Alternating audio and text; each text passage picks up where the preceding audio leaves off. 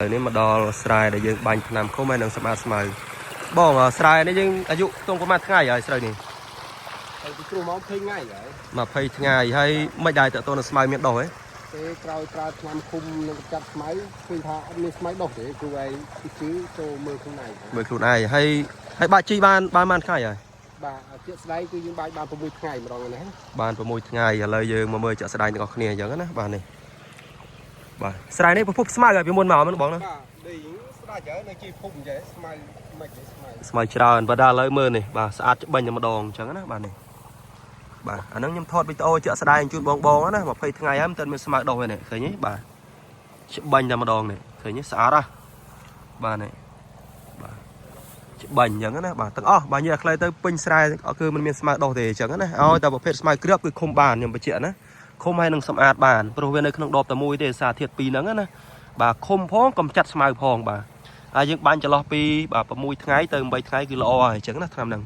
ហើយស្រែកាលនោះយើងអត់បានបាញ់ថ្នាំសម្អាតស្មៅនឹងឃុំទេបាទខ្លះគឺអត់ទេតែមើលនេះគឺស្មៅឥឡូវជាមួយខ្ញុំមើលជាក់ស្ដែងណាកាលណាយើងបាញ់ឃុំហើយនឹងសម្អាតស្មៅកាលណាយើងអត់ប្រើទេឥឡូវយើងចុះទៅមើលជាក់ស្ដែងអញ្ចឹងណាបាទនេះឥឡូវនេះសក់ស្មៅឃើញទេនេះឃើញអត់សក់ស្មៅបាទស្រែនេះបាននិយាយខ្លីស្រែតែមួយយើងហែកភ្លឺជា2អញ្ចឹងណាបាទយើងផ្សោតថ្នាំអញ្ចឹងនិយាយអញ្ចឹងនេះសក់តែស្មៅឃើញអត់ស្មៅច្រើនណាបងអញ្ចឹងណាបាទនេះមួយស្មៅអញ្ចឹងណានេះបាទត្រូវតាំងចេះទៀតលើសលឿនមែនតើនេះមួយស្មៅឃើញទេបាទសក់តែស្មៅនេះបាទស្មៅច្រើនណាបាទអញ្ចឹងមានន័យថាថ្នាំឃុំនឹងសម្អាតស្មៅរបស់យើងដែលយើងផ្សោតខាងនោះ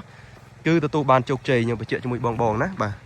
អញ្ចឹងអ្វីដែលខ្ញុំធ្វើគឺពិសោធន៍ពិតតែម្ដងឥឡូវយើងទៅមើលច្បាស់ទៀតអញ្ចឹងណាបាទនេះគឺស្មៅនេះគាត់ដែរស្មៅខ្លាំងបាទជាមួយយើងទៅកណ្ដោះទៀតបាទឆ្លងប្រហែលជាប្រហែលម៉ែត្រទេអញ្ចឹងណាបាទតែប្រហែលម៉ែត្រទេនេះឥឡូវយើងមើលនេះអានេះខ្ញុំថតដីទទេណាខ្ញុំបញ្ជាក់នេះឆាញ់តែម្ដងនេះបាទគឺស្អាតអញ្ចឹងណាបាទនេះគឺមិនមានស្មៅដុះទេហើយតិចឃើញលើកធំចេះថាស្មៅអត់ទេសក់ស្រូវទេអញ្ចឹងណាបាទនេះឃើញទេបាទគឺស្អាតច្បាញ់តែម្ដងមិនមានស្មៅដុះទេអញ្ចឹងណាបាទនេះបាទឥឡូវនេះខ្ញុំចាប់ផ្ដើម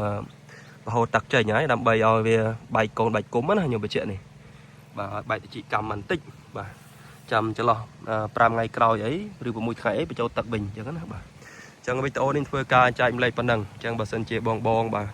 ដែលធ្វើស្រូវទាំងអស់គ្នាបាទពិបាកក្នុងការកម្ចាត់ស្មៅបាញ់ថ្នាំស្មៅហើយនៅតែដុះចំណាយថវិកាបាទអស់ច្រើនអញ្ចឹងអាចតាក់ទងបាទប្រឹក្សាបាទនៅក្នុង YouTube នេះបាន